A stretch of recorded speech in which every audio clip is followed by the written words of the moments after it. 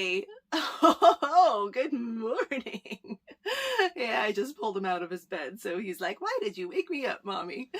Welcome back. I'm Tanya, aka Monarch on the Trails, and this is Zoby.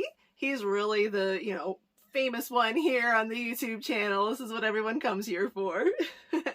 We thru-hiked the Appalachian Trail together in 2022. Let me put him down so he can go back to sleep.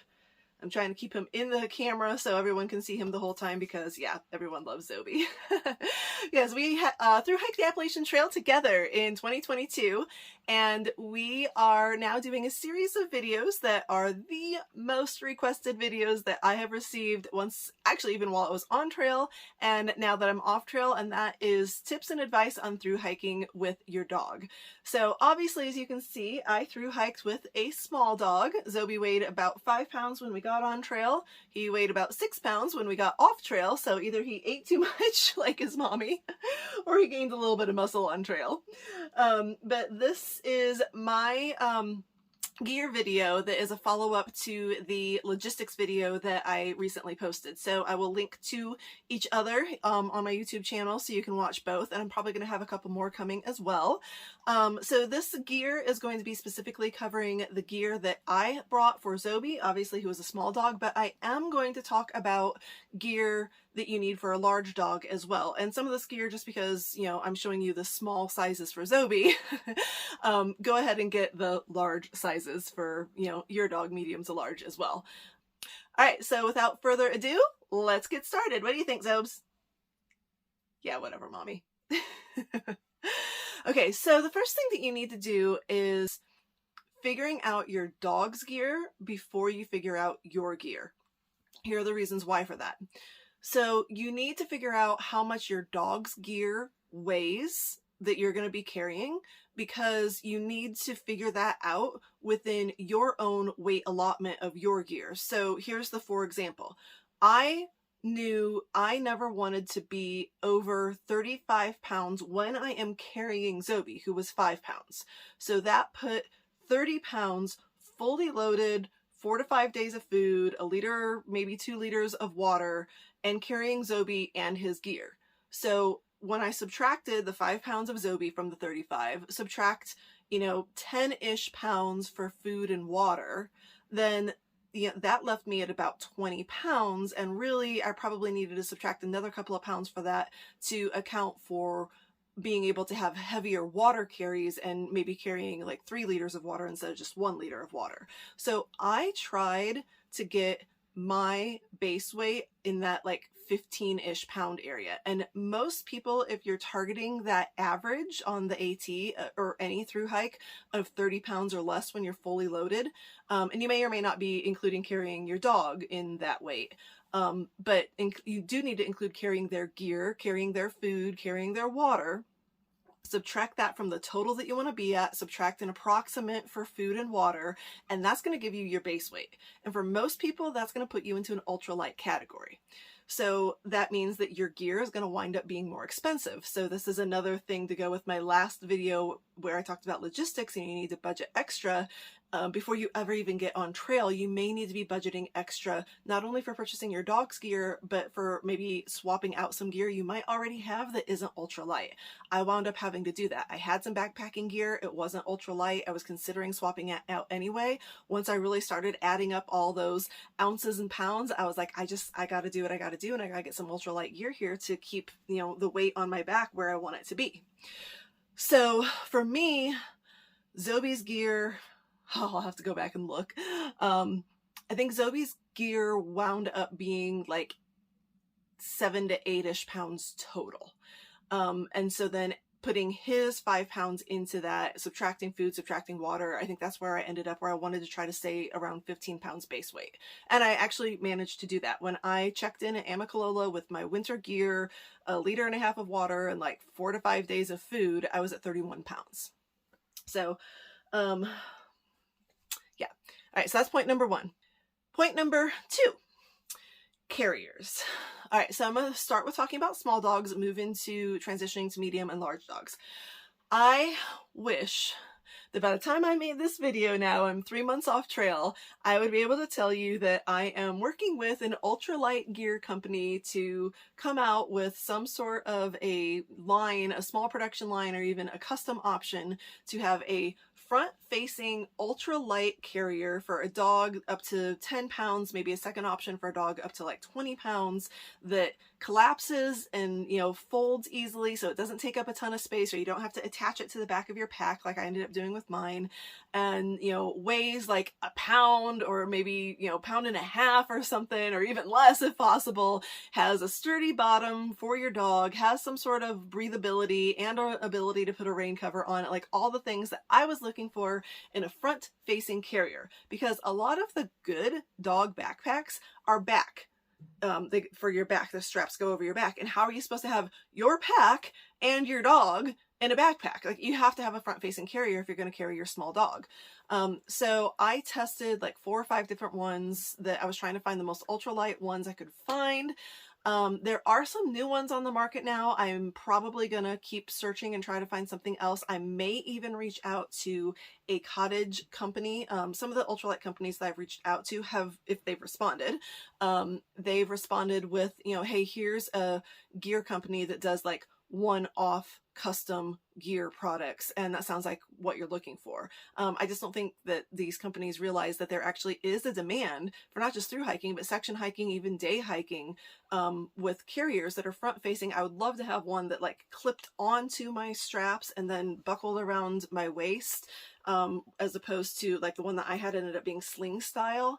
So I'm gonna show that in a second, but you know, hopefully I'll be able to come out with more videos in the future where either I do find a cottage industry that will do the one-off custom designs, or maybe we can come find a company that will do a small production to test this gear and hopefully have this available in the future, because I have definitely learned there is a good size demand for it. I've received a ton of questions and comments on my YouTube, on my Facebook, on my Instagram from people asking what carrier I used, what ones didn't I like, you know, are there any ultralight ones out there from, you know, the popular brands, Gossamer Gear, ULA, you know, fill in the blank, you know, all the ones out there. So, all right, so this is the one that I ended up using. I'll put it on the screen. I'll also show some videos of it in action.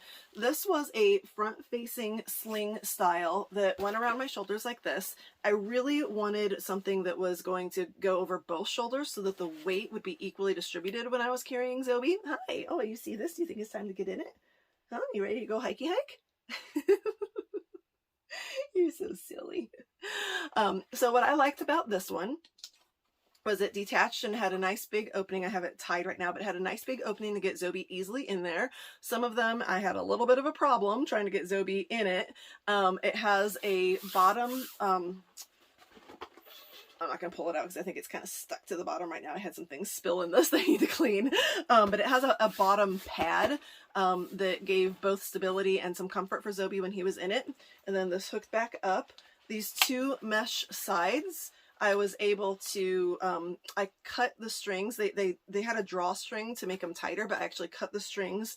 I'll open this again to show you. I actually cut the strings to tie them together to be over him so that it was enclosed, but he had some mesh for breathability. Or I could leave it open so that he would stick his head out if it was nicer weather. But I honestly carried him when it was warmer, when it was colder, and rainy or snowy. And then it had a pocket in the front that I was able to carry a few of his supplies in and a few side pockets. Now, that's where some of the extra weight came in that was unnecessary. Like, you know, some of these like bigger buckles, these are the carabiners I put on it because I attached it to the back of my pack. But, you know, like I didn't necessarily need 3 pockets. It was nice to have, but I really only needed like the 1 front pocket or maybe the 1 side pocket. So all of this adds extra weight that isn't necessary. And, you know, some of these clips could be lighter weight. This has a lot, take it off. This is very comfortable in that it has a lot of padding on the side that's facing me, so it was never uncomfortable on my chest area, and there's a good amount of padding here on the strap. But obviously these, you know, ultralight gear companies are making actual packs that have padding, that have all the clips and snaps and everything, and can carry, you know, 30 pounds of gear. So they should be able to make something that can carry a 5 to 10 pound dog, or even a 10 to 20 pound dog.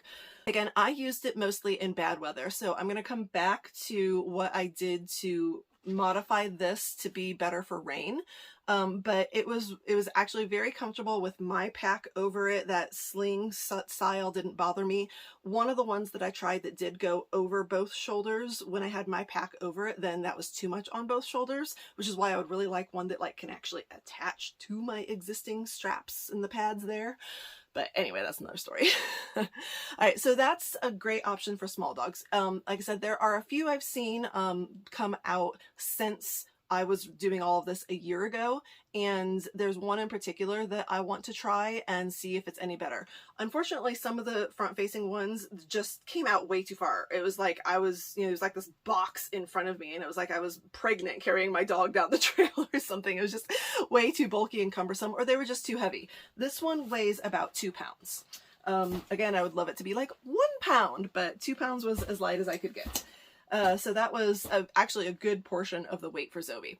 Large dogs. Now, you're probably not going to carry your 80-pound dog, but you do need to have the ability to carry your 80-pound dog. And again, go reference my video on logistics and why you may need to lift or lower your dog in some areas of the trail, or in the case of emergency, you need to be able to carry your dog as well.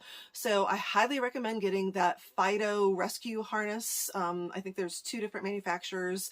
I see them popping up in my Facebook ads all the time, and I know people on trail who were carrying them, and especially like out west, I see a lot of people carrying those slings. They're like the rescue sling that goes over your back and you carry your dog on your back. So the problem with that is if you do need to carry your dog, you're probably gonna have to take your pack off if it's like an area where you need to raise or lower them around, you know, rock obstacles or rebar or ladders, or carry them across a river, like the river crossings in Maine.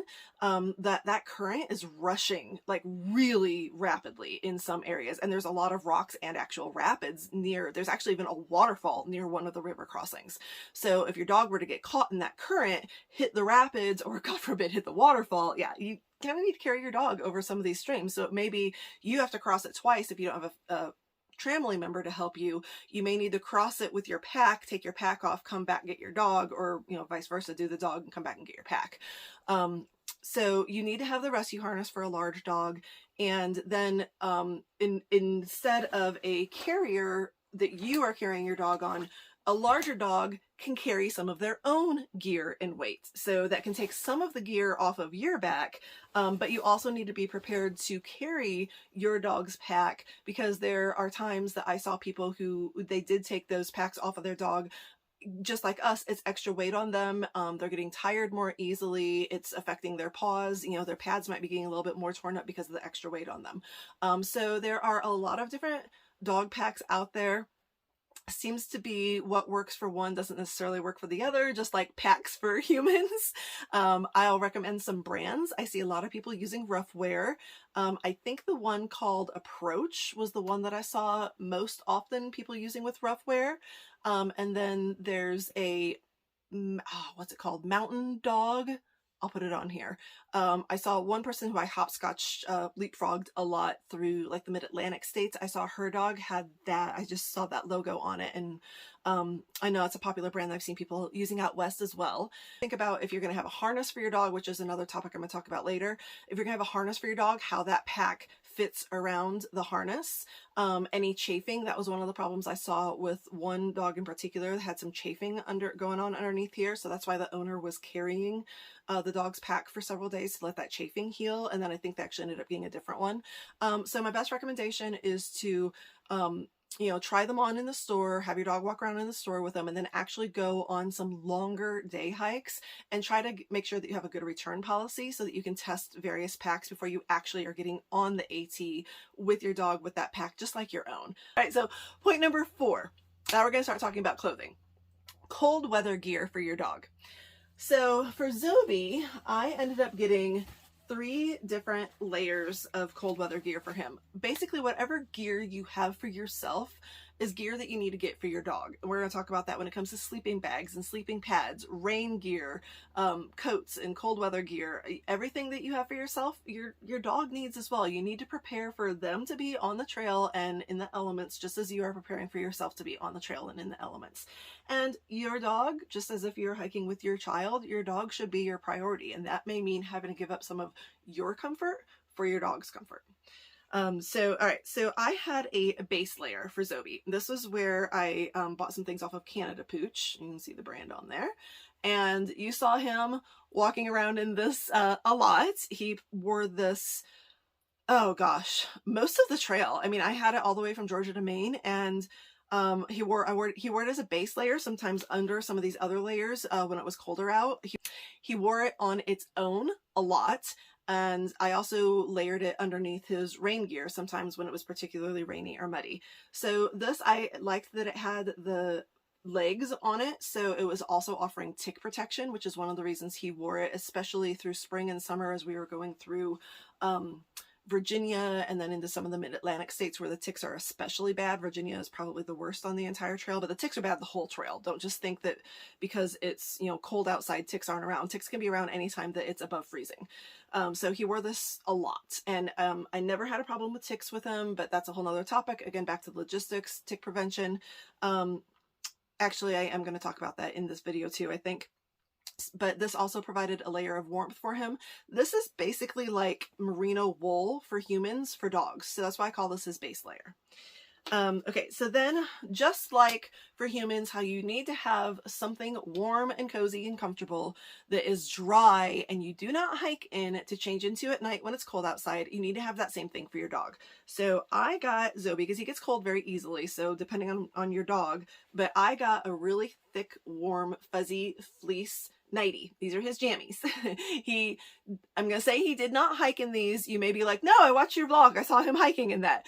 Occasionally on cold mornings, I did have his base layer and this. If it was dry, especially like it hadn't snowed or been raining for a couple days, because I didn't want this to get wet, then most of the times if you saw him hiking in this, it was because I knew that we were going to be ending at a hotel or hostel that night. So it didn't really matter if this got wet or dirty because it was going to get laundered. He was going to get a shower, warm bed, you know, all that. I didn't have to worry about it. So this was his jammies. Definitely recommend you got to have something to change your dog into at night to wrap him up and keep him warm. The next thing is, this was for winter only. I sent it home after winter. This is his snowsuit. So this is the brand Dog Helios, as you can see. I actually really like this for him. It really did not get wet. It kept him warm. Actually, I think he got hot in it a couple of times. Again, I like that it had the actual legs and they could cinch this around his paws so that it fit him and he wasn't like kicking out of them. And then it also cinched a little bit around, and it opens completely up. I really like this aspect. I didn't have to pull it over his head. It opens completely up so he could step into it and then zip up over him. So the only problem I had with this was it's just a little bit too big for Zoby. It was the smallest size that they had, and it was still just a little bit too big for him, even with a base layer on underneath it. So I think that for Zoby, it was... it was a little bit uncomfortable, kind of unwieldy for him. He hiked in it, but I could tell he didn't love it. So he didn't wear it all that much hiking a couple of days that it actually snowed. And then I actually put it on him around camp when it was extra cold out. And sometimes he slept in it, just like we sleep in our puffies. So definitely recommend getting some sort of puffy snowsuit. You may only use it a few times on trail, but you'll be glad that you have it. And you'll probably be also glad that you have it around camp. Then my last thing for winter gear I want to talk about, you probably are going to want to have, depending on the size of your dog, small dog, I doubled up with some of my own gear. Larger dog, you may want to carry something specifically separate for your dog, is some sort of a towel and or blanket to dry them off, even in the summertime, to dry them off after, you know, they take a bath in the river or whatever. And then the wintertime to dry them off after rain and snow. And then, so what I did was I had my reactor, this is my Sea to Summit fleece liner reactor, and I use this a lot. Even in the summertime, I actually didn't send it home after winter. I kept it in the summer, and I used this a lot to just wrap Zoby up after he'd gotten damp or it was chilly out or, you know, whatever the case may be. I sent this and this home with winter gear. I kept this the whole time. If he'd been hiking in this and had gotten damp, I got it off of him, and then I needed something to dry and wrap him up in to keep him warmer. So I had a towel that I used for myself, or maybe if I had a buff that was dry, you know, and clean-ish, I'd use that because, you know, Zoby's small, so a buff will work too. So that's where you may want to have a separate towel. They make little ones at REI that like stuff into a little bag and you can clip right onto your pack. So I used that or a buff, and then I would wrap him up in this and get him all tucked up into his sleeping bag or my sleeping bag to get him warm if it was just a little chilly. And that was even in the summer. In the winter, I definitely did that, and I had his dry layer to put on. So you got to do, and this may be something that you have to do when you're shivering and you want to change and you want to get warm. It's like the airport, you know, the airplane concept of you got to take care of your kid before you take care of yourself. So I was taking care of him and making sure that he was as warm and dry as possible before I got myself warm and dry as well. All right, so that's all the cold weather gear that I want to talk about. Number 5, this goes along with cold weather gear and is also just something you want to consider having on the trail, is dog booties. I tried. I swear I tried with him. I bought 4 different brands and different sizes of dog booties, and he would not leave them on. I have to put the video up if I can find it, of him trying to walk in the dog booties. It was a complete disaster. I tried and tried. He just wouldn't do it. So here's an advantage that I think that small dogs have to large dogs, is their weight to paw ratio is substantially lighter. I mean, Zoby weighs 5 pounds. He has 4 paws. That's like 1.25 pounds weight to paw ratio. You know, an 80-pound, 100-pound dog, obviously there's more weight on their paws. So going over the rocks is going to be harder on larger dogs than it is on smaller dogs. Zoby's paws, his pads, never got tore up. Now, I'm not saying that, you know, I take him on the AT again, he's not going to end up having, you know, a scratch or a tear or some extra wear on his pads. He might. I mean, it just, you know, may have just gotten lucky that we hit it in a way that, you know, he didn't end up having any extra wear or tear on his pads. I ended up being fine without the booties. Now, wintertime, and I'm thinking about doing some wintertime hikes out west, I'm probably going to try some booties again.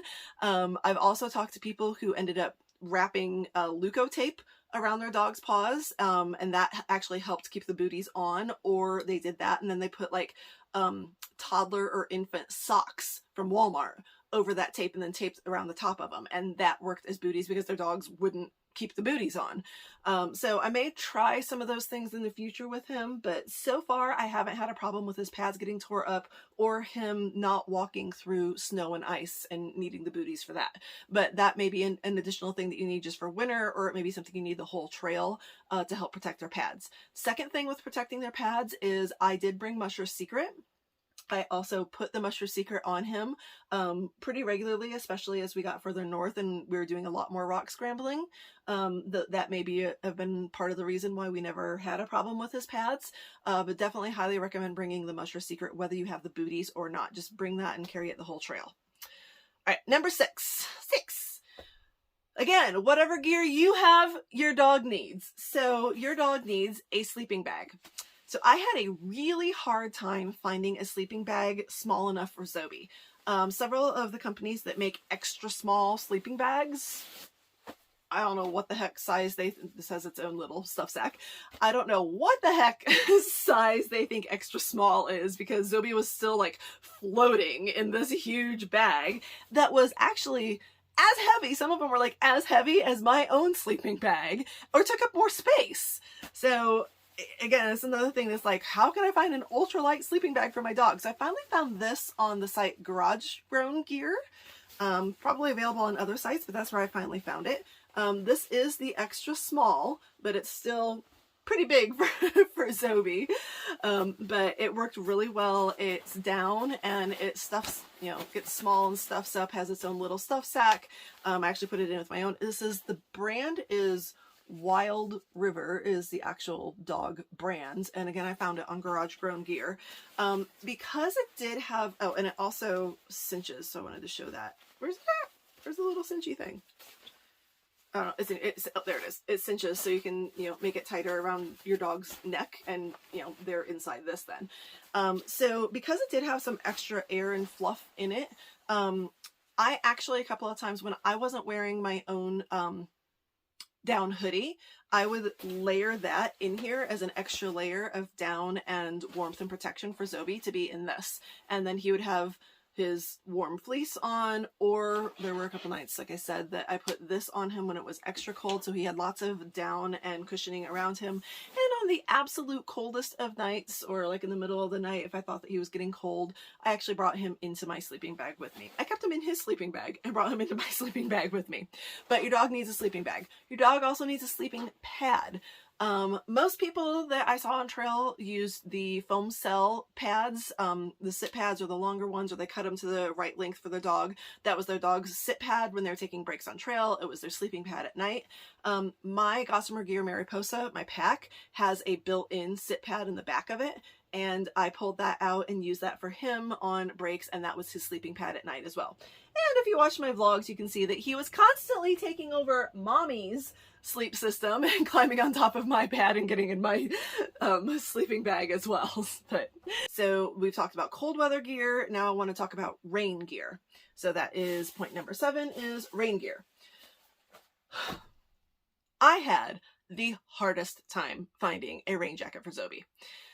I still am not happy with it and will keep looking. Canada Pooch has a snowsuit and a raincoat they did not have last year, and I'm probably going to try both of those, so I may do a follow-up video and recommend those if they work out well. I tried raincoats that, you know, had the sleeves, came with little booties attached to the sleeves, had like plastic little hoods, and like he hated all of those. He wouldn't walk in the ones that had booties. Most of the time the legs were too long and I couldn't cinch them up on him. Like I showed on this, I could pull them up and cinch so that they were the right size. Just had all kinds of problems. So I already had this cheap little dog raincoat that I got at like some cheesy little dog store in Florida, and honestly the material is like water resistant. It's not waterproof or water repellent, so it gets saturated pretty easily and quickly. So most of the time I had his base layer on underneath this, unless it was like the middle of summer. But this just kind of helped keep him a little bit drier, especially if I had it doubled up like this, and definitely warmer. So, and helped with just keeping the mud off of him when it rained as well, because, I mean, the dogs are going to get muddy, but at least it's getting on this instead of on him. So this, I mean, it worked. I used it from Georgia to Maine, so I'm not going to say that I don't recommend it, but I would like to find something better. And he refused to wear the hood up over his head, so that was really just for show. But it was cute, and everyone was like, oh my gosh, he has his own little raincoat. I'm like, well, of course he has his own raincoat. Like, it's raining. He needs to stay dry too. So along with rain gear, especially if you have a small dog that you're carrying, here's where I'm going to come back to this, and I needed to figure out how to keep him dry inside of this, because, you know, this is all mesh right here, and the sides were all mesh. So if I'm carrying him, you know, he's going to get wet in there. So what I actually came up with that worked really well is this is a $2 emergency poncho, and I just cut it short, and then where the head is was the hole to go over the top. I got it all on it like this, put him in there, put this on me, and he stayed dry. Plastic is the only thing that is actually waterproof. I actually even say that for yourself, like the emergency ponchos, like plastic is the only thing that's actually waterproof that doesn't end up getting saturated. So he stayed. I put his little raincoat on him, his base layer, whatever, put the emergency poncho over this. He stayed dry. He really did.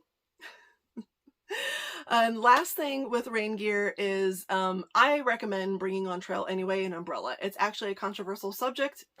People are like, why bring an umbrella? You're in the green tunnel. It's going to get, you know, whatever. I'm not getting into all of that. That's not the point of this video. I brought an umbrella. I loved it. I use it a lot. I use it for shade. I use it for shade for him. While we were sitting out on rock overfaces, you know, looking at a view or sitting by a waterfall and it was open or something, and if the sun's beating down on you in summertime, I shaded him with my umbrella a lot. I shaded myself and him with the umbrella a lot, and rain. So especially when I had him there, that was just another layer of protection. Or sometimes it was kind of sprinkling, so I didn't get the plastic out. Then I would just hold my umbrella over me, have him in there, and he stayed dry. We both stayed, you know, pretty dry. Umbrellas are a great invention. They make ultralight ones. I used the 6 Moon Designs super ultralight umbrella for me. I think they call it the Rain Walker. Okay, and now back to another point with clothing. We talked about cold weather gear. We talked about rain gear. Now we're going to talk about warm weather gear. All right, so a lot of people I know who were through hiking with their dogs, you know, their dog didn't do the entire through hike with them. They sent their dogs home in the summer. If your dog overheats easily, if your dog has like a big shaggy coat and you don't want to shave them down, or, you know, it's not healthy for the dog to shave them down, or whatever the case may be, do like others did and just send your dog home for the summer. Maybe, you know, have your dog come back when you get into higher elevation, or it's later in the season and it's, you know, late summer or fall that you're in like New Hampshire and Maine now. I had Zoby with me the whole time.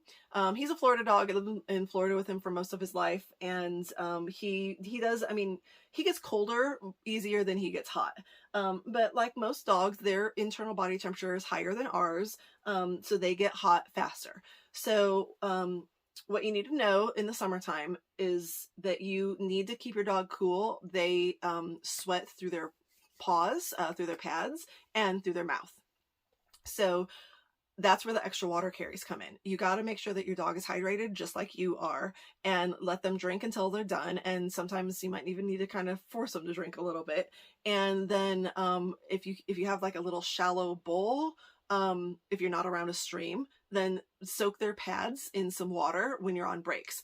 I try to take breaks around streams and rivers as much as possible in the summertime, and every single time we crossed a stream, especially when it was really hot and humid, I paused and made sure that Zoby like just stood there in the water for a couple of minutes before we continued on. Or I would actually take a full break by a river or a stream and make sure he got his pads in it. I would douse his head a little bit, make sure he drank, and constantly was making sure he was drinking. So keep them hydrated and keep them cool that way. Another little option, I did have this, I didn't use it all that often to be honest, but this is actually the Buff brand specific for dogs. This one also has a reflective stripe on it, so you could put this around your dog at night if you're night hiking, and then they have the reflective band. But I would get this wet and then put it, like, I would like drizzle it on him and then put it around his neck.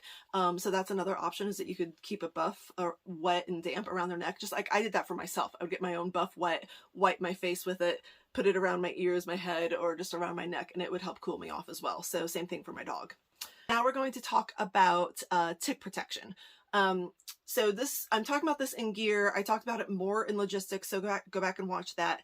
But I talked about, with gear, what I want to talk about is that I treated all of my clothes and everything in my gear that I could possibly put permethrin on that it wouldn't damage it. Like your tent, for example, or maybe your pack. You want to contact the companies to see if the material it's made out of, you should put permethrin on or not. You may get a yes or no answer from them. But like his clothing, I treated with permethrin, like everything. I treated mine, I treated his. I even sprayed it on his bag. So treat the gear for your dog just like you do for yourself with permethrin. I carried, the whole time, I carried a little 2-ounce bottle. This is a little bit that is left, and I refilled it a little bit halfway through. This is Wondercide. This is an all-natural, plant-based flea and tick repellent. I use it even in my RV, and this is what I apply to his exterior. So every time that he got a bath, or like we went for a swim in a river or a lake or something, yeah, you recognize this, I sprayed it. A little bit goes a long way. So I sprayed on my hands and then rub it through him. And as a small dog, it only took a few sprays, and like the 2 ounces lasted a long time. And then another tick protection, oh, I didn't pull it out, sorry. I highly recommend getting an order of Bravecto. That is their internal medicine as a flea and tick repellent, and it lasts for 90 days. So if you figure the approximate 6-month through hike, you're going to want to get 2 pills for it. All right, so that's tick protection. Oh, and a flea and tick collar as well. But that's not necessarily something you have to carry, just something to have on your dog. Okay, another piece of gear, we're on number 10, is the leash and harness. So I actually went out and bought a new leash and harness for Zoby for the thru hike. Went on a shakedown hike with him, and he hated it. Zoby is 10. He turned 11, or he is 11. He was 10 when I started and turned 11 on the trail. And I had never hiked with a harness with him. I'd always just use a collar and a leash. So when I got the harness, he wasn't loving it. Like, he hiked, he was fine, but I could just tell he wasn't loving it. Also, and this is part of the problem that I had with all the clothing not fitting properly, is Zoby has a long back for a Maltese, but he has a very small chest, like his barrel area, and his neck is like ridiculously tiny. So I had a really hard time finding a harness that really fit him well. So I was worried about chafing, or that he would just like not enjoy hiking in it. So he would be like, okay, I'm over this, when he really could have hiked longer, but was like done because he didn't like the harness. So I went back to what he was used to, what we had hiked together with, and just use a leash. So to attach his leash to me, so my hands were free to use trekking poles, and we had to practice with that because I hadn't hiked like that with him before either. He got used to that very quickly, the trekking poles and being attached to me rather than me holding the leash. I just had an extra strap, or not an extra strap, but like one of the straps from my my pack came down right here along my side, and I just pulled the extra of that and looped his leash through that. And that worked well for me because, again, he was only 5 to 6 pounds, so it was just a little bit of weight pulling on me, and it didn't matter if it was a little off center on me because it was slightly off to my right side. But if you have a larger dog, that may not work well. It may not be good for your own pack gear either, to have, 60, 70, 80 pounds pulling on you. So they do make the waistband type where you can attach the leash right here. And, you'd have to figure out how that works with, your waist attachment from your own pack. But I would recommend getting that so that it's equally distributed right from the center of you, and isn't lopsided hanging off of your pack on one side or the other, and possibly damaging or making it uncomfortable for you being lopsided that way. Smaller dogs, maybe up to like 25 or 30, it may not be that big of a deal to just attach it to your own pack on one side or the other, or if you can figure out a way to attach it from the middle, then great. But yeah, I definitely recommend getting some sort of hip belt attachment, and a good, strong, solid leash. I just went, honestly, because Zoby's small, again, I just went with a cheap leash from the dollar store that cost like $4. I lost it twice. And one of the times I was in Pennsylvania at my Tramely's sister's house, and her husband fashioned a leash for me out of paracord and a clipper, and I actually used that for several hundred miles before actually like buying a new leash again. So whatever works. I just, please hike with your dog on leash. Go back to my logistics video where I talk about that.